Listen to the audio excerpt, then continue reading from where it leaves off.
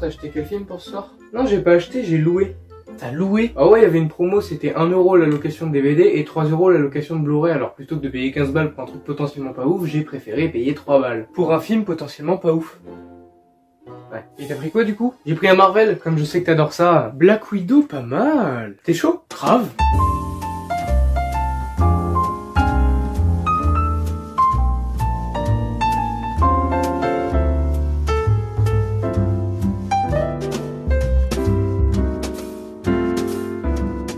Le mec qui a inventé Timely Comics, qui plus tard deviendra Marvel Comics, il s'appelait Martin Goodman. Et ce gars-là, c'est le cousin par alliance de Stan Lee. En fait, à la base, Stan Lee, il travaillait dans un petit journal où il rédigeait les avis de décès en dernière page, et ça le déprimait tellement qu'il a quitté son taf sans même savoir s'il en trouverait un meilleur par la suite. Et là, son oncle a commencé à lui parler d'un job qui venait de se libérer dans l'entreprise de son gendre, et sans hésiter, il a sauté sur l'occasion et il s'est fait embaucher. Alors au début, il allait juste chercher des cafés, il complétait des bulles quand ses supérieurs avaient soit pas le temps, soit la flemme, et c'est comme ça que petit à petit, il a écrit de plus en plus d'histoires. En 1940, c'était une période très particulière, les civils et les soldats étaient épuisés et ils voulaient penser à autre chose. Alors Joe Simon et Jack Kirby, ils se sont posés et ils ont essayé d'inventer le héros le plus américain et le plus patriote possible, pour essayer de donner un peu de force et d'espoir aux gens. Et c'est comme ça qu'est né Captain America. Et d'ailleurs, la première couverture d'un comics avec lui, c'est Captain America dans un bâtiment nazi qui donne un gros coup de poing à Hitler. Et ce qui est drôle, c'est que Chris Evans, l'acteur qui joue le rôle de Steve Rogers alias Captain America, il a refusé le rôle 3 fois. Comment ça? Bah en fait, la première fois, les studios sont venus le voir avec un contrat pour 9 films, mais il a refusé. La deuxième fois, les studios sont revenus le voir avec un contrat cette fois-ci pour 6 films, mais il a encore refusé. Et la troisième fois, ils ont été jusqu'à l'inviter dans les studios en lui disant « T'as vu? Regarde ce que tu rates si tu prends pas le rôle. » Mais il a encore refusé. Bah pourquoi? Bah déjà parce que jouer Captain America au cinéma, c'est quand même beaucoup de responsabilités. Il y a des fans qui ont des attentes et qu'il faut pas décevoir. Et aussi parce qu'à l'époque, il avait peur que le rôle lui colle à la peau et que les gens ne l'identifient que à ça. Il aurait même confié à un ami, si le film flop, je l'ai dans l'os, si le film marche, je l'ai dans l'os. Vers la fin des années 1940, les gens en avaient marre d'entendre parler de la guerre, si bien que les parents interdisaient à leurs enfants de lire des comics. Il y a même eu des réunions pour savoir si les comics poussaient les jeunes à la délinquance. En 1961, tout le monde avait un peu l'impression que c'était la fin des comics, et Stan Lee, il en avait un peu marre d'écrire des histoires dont tout le monde s'en foutait. Alors un jour, il est allé voir sa femme et il lui a annoncé qu'il voulait démissionner. Sa femme lui a dit « Mais attends, pourquoi est-ce que tu n'essaierais pas d'écrire une histoire à ta manière ?» Et c'est comme ça qu'il a eu l'idée de réunir plusieurs héros ensemble. Les Avengers? Non, les 4 Fantastiques. Ah ouais, pas mal. Eh, c'est marrant parce que, maintenant que tu le dis, pour moi, Chris Evans, c'est Captain America.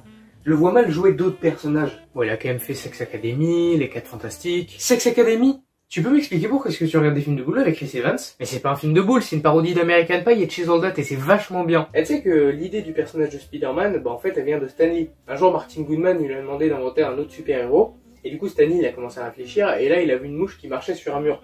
Et il s'est dit attends mais ce serait trop bien qu'on ait un super-héros qui sache faire ça. Alors au début il a pensé à Insectman, mais c'était vraiment pas ouf. Alors du coup il a eu l'idée de Spider-Man. Eh, tu sais à quel point j'aime Game of Thrones? Au point d'en acheter 3 œufs de dragon à un prix exorbitant? Ouais, voilà. Et bah, est-ce que tu savais que George R. Martin, l'auteur des livres, quand il avait 15-16 ans, il a écrit à Stan Lee et Jack Kirby. Ah ouais, il a écrit quoi? Bah en fait, à l'époque, il était hyper fan des comics, et il y avait le 29e comics, les 4 Fantastiques, qui venait de sortir.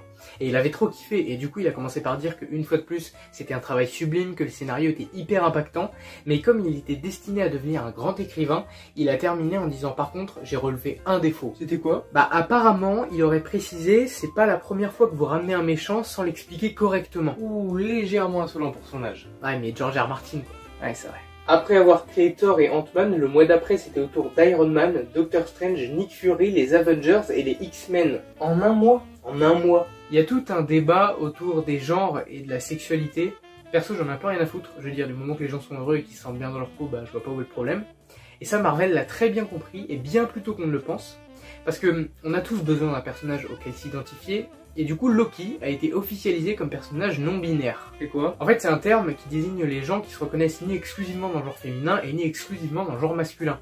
Et en fait, c'est en 1994 que dans un comics, Odin va parler à ses enfants en disant « Mon fils, ma fille et mon enfant qui est les deux ». C'est beau, hein? Pour Marvel Comics, les années 70 et les années 80, elles ont été hyper importantes dans l'entreprise. Déjà, en 1972, Martin Goodman il a quitté l'entreprise, et pour l'époque c'était quand même le big boss. Dans les années 70, ils sont passés de 6 comics à 23 par mois, Et enfin, dans les années 80, on a commencé à voir apparaître des versions de super-héros beaucoup plus sombres pour donner un aspect plus sinistre et plus réaliste. Genre Venom. Et ce qui est drôle, c'est que Jack Schaefer, la créatrice de WandaVision, elle a poussé l'hommage encore plus loin. Parce qu'à la manière des sitcoms de l'époque, l'intégralité des rires du public de l'épisode 1 provient d'un vrai public qui assistait à la totalité du tournage de cet épisode. Ce qui veut dire que les gens relous qui forcent à dire que les rires rajoutés au montage ça colle pas, bah c'est absurde parce qu'il y avait des vrais gens qui riaient vraiment. Dans Thor Love and Thunder, il y a un moment où on voit Chris Hemsworth, donc l'acteur qui joue le rôle de Thor Odinson, tout nu. Et en fait, pour avoir cette carrure, il a pris l'habitude de manger un steak toutes les 30 minutes, tous les jours. Sauf que dans le film, je sais pas si tu te rappelles, mais il y a un moment où Thor et Jane doivent s'embrasser, et comme il savait que Natalie Portman était végétarienne dans la vraie vie, et ben le jour du tournage, il a pas mangé de viande pendant toute la matinée, jusqu'à ce qu'ils aient fini de tourner la scène, pour pas qu'elle ait un arrière-goût de viande ou de trucs bizarres dans la bouche. En 1990, il y avait une rumeur qui circulait comme quoi Michael Jackson aurait voulu racheter les droits de Spider-Man pour pouvoir l'incarner au cinéma dans un film qu'il aurait lui-même produit. Rumeur confirmée par Stan Lee en 2009 à la Comic-Con de l'année. Alors, t'as aimé? De ouf, il était charmé ce film. Vas-y, passe, j'irai le rendre demain. Tu fous, je le garde, il est trop bien. Mais tu peux pas, je l'ai loué. Et alors? Bah, il y a une caution, si je le rends pas, je vais devoir le payer. À combien? Je sais pas, un truc genre 5 €. Eh bah tiens, 3 € pour la location, 5 € pour la caution et 2 € que tu peux te mettre dans le fion. Allez hop, un nouveau Blu-ray dans la collection.